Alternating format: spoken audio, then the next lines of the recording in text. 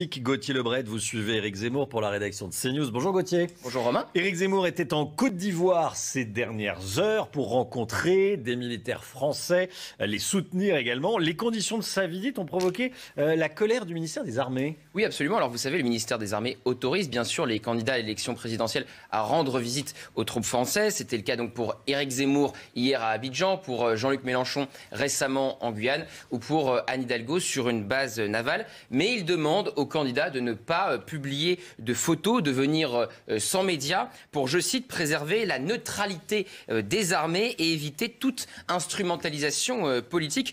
Or, Éric Zemmour a publié de nombreux clichés de sa rencontre avec les militaires, tout en préservant toutefois leur anonymat, puisqu'aucun militaire français n'apparaît de face. Mais le ministère des Armées a pris acte que cette règle n'avait pas été respectée par le candidat à la présidentielle. Le porte-parole du ministère a donc réagi sur Twitter.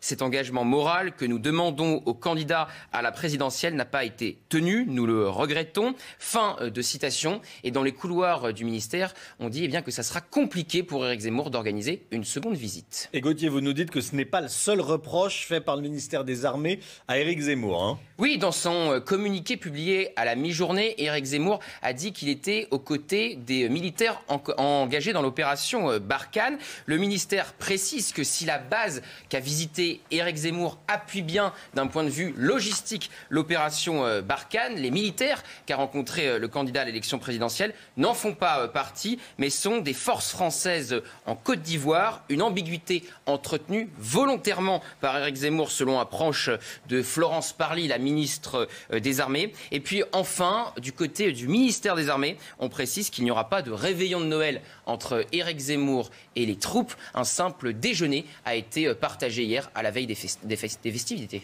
Alors, Éric Zemmour a quand même marqué des points avec ce déplacement. Il allait saluer la bravoure de nos soldats là-bas, hein.